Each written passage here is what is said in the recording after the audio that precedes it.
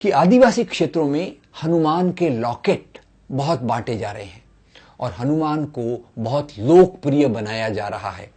तो मैंने खुद से सोचा कि शहरों में संभ्रांत लोगों के बीच में लक्ष्मी, सरस्वती, दुर्गा की पूजा को प्रचारित किया जा रहा है, भगवान राम को प्रचारित किया जा रहा है, और आदिवासी क्षेत्रों में एक तरफ हनुमान और दूसरी तरफ शबरी, इनको प्रचारित किया जा रहा है। आखिर इसके पीछे कारण क्या है? कारण बहुत सरल है अगर हम इसको समझना चाहें। ये देवी देवताओं के प्रतीकों के माध्यम से एक सामाजिक संदेश दे रहे हैं। सामाजिक संदेश क्या है? अब देखिए, हनुमान किसके लिए? आदिवासियों के लिए। हनुमान के सामने एक शब्द लगता है राम भक्त, यानी राम भक्त हनुमान। और राम को किसका आराध्य बनाया जा रहा है? राम शहरों के संभ्रांत हिंदुओं के लिए। तो यानी यहां भी एक संदेश दिया जा रहा है कि जैसे राम की जगह पर यहाँ के संभ्रांत हिंदू हैं और हनुमान की जगह पर यहाँ के आदिवासी हैं, और आदिवासी और इन हिंदुओं का वही संबंध होना चाहिए जो राम और हनुमान का था। अब एक आदिवासी कैसा होना चाहिए, एक हनुमान कैसा होना चाहिए, इसके बारे में अगर आपको याद हो तो आपने वो एक फोटो देखा होगा, हनुमान जी का फोटो।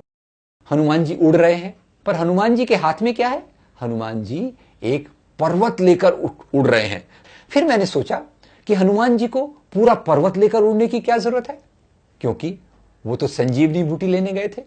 संजीवनी बूटी, क्योंकि भगवान राम के छोटे भाई लक्ष्मण जी मूर्छित हैं, बेहोश हैं, उनको ठीक करने के लिए संजीवनी बूटी की जरूरत है।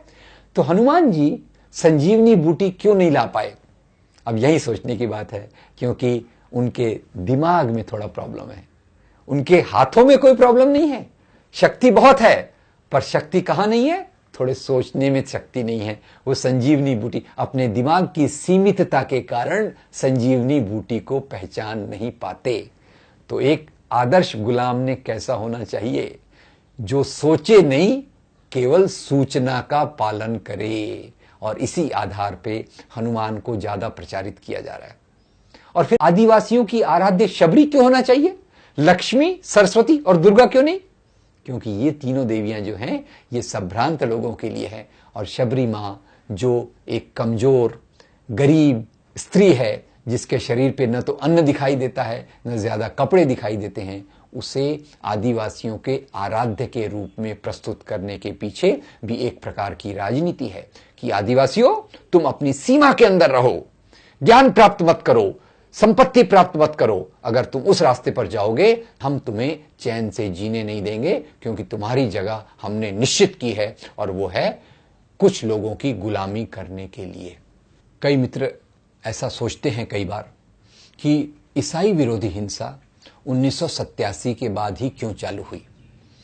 उसमें मैं 2-3 कारणों को सोचता हूं। पहले तो ये कि आदिवासी क्षेत्रों में कुछ आदिवासियों के बीच में शिक्षा के कारण एक सामाजिक प्रक्रिया शुरू हुई। ये सामाजिक प्रक्रिया उनकी बेहतरी की थी, उनकी बराबरी की ओर जाने की प्रगति की थी।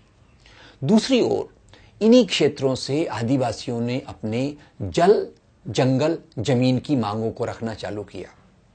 दूसरा ये सोचा गया कि 1980 के दशक में जो पहले बड़े दंगे हुए, ये दंगे दलितों के खिलाफ हुए, ये दंगे कमजोर लोगों के खिलाफ हुए।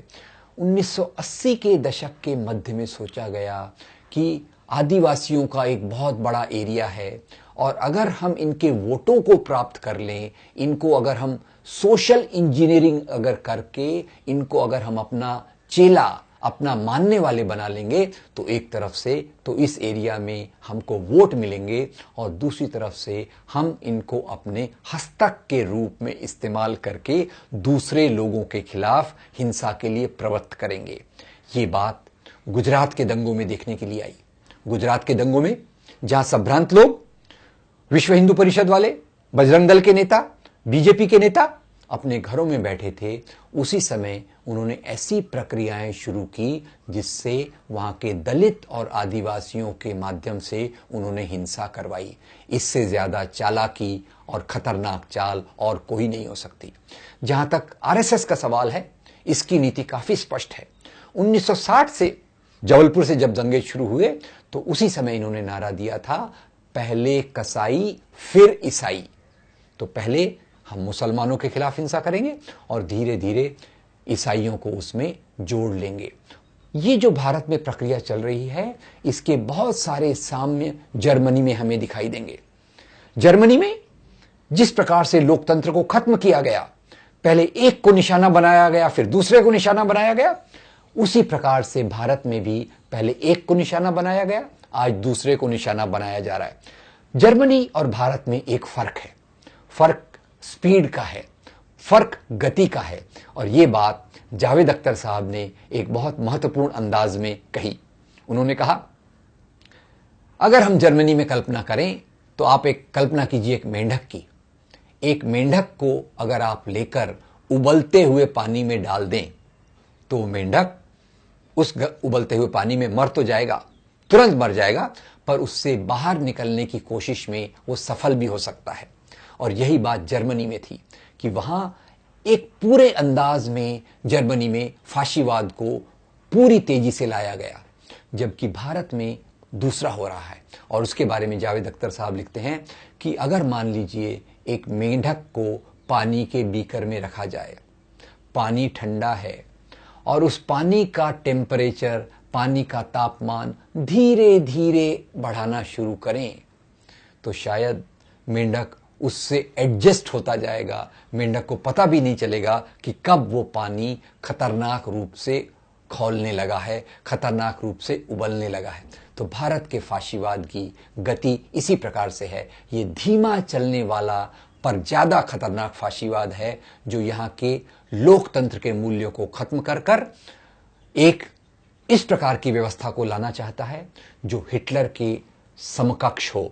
और इसमें उसने पहले मुसलमानों को अपना निशाना बनाया और आज वो ईसाइयों को निशाना बना रहा है। इसके बाद ये जो निशाना बनाएंगे वो यहाँ के लोकतंत्र में मानने वाले लोगों का, लोकतंत्र में विश्वास करने वाले लोगों का इसमें इस प्रकार से निशाना बनाया जाएगा। ये जो मैं कह रहा हूं ये गलत है, क्योंकि ऑलरेडी उनको भी निशाना बनाया जा रहा है। और जो कोई मानवाधिकार के कार्यकर्ता अब अल्पसंख्यकों के अधिकार के बारे में बात करते हैं, उन पर भी उंगली उठने की प्रक्रिया की शुरुआत हो चुकी है। भारत की इस प्रक्रिया को अगर हमें देखना हो तो मुझे पैस्टर मार्टिन निमोलर की वो कविता याद आती है जो उन्होंने अपने मरने के पहले लिखी।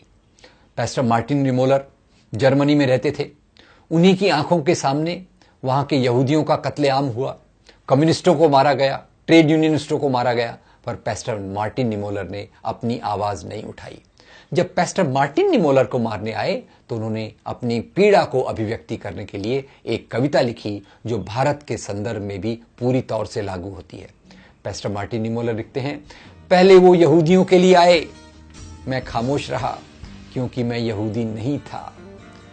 फिर उन्होंने कम्युनिस्टों को मारा, मैं फिर खामोश रहा क्योंकि मैं कम्युनिस्ट नहीं था। फिर उनका हमला ट्रेड यूनियनिस्टों पर हुआ, मैं फिर खामोश रहा।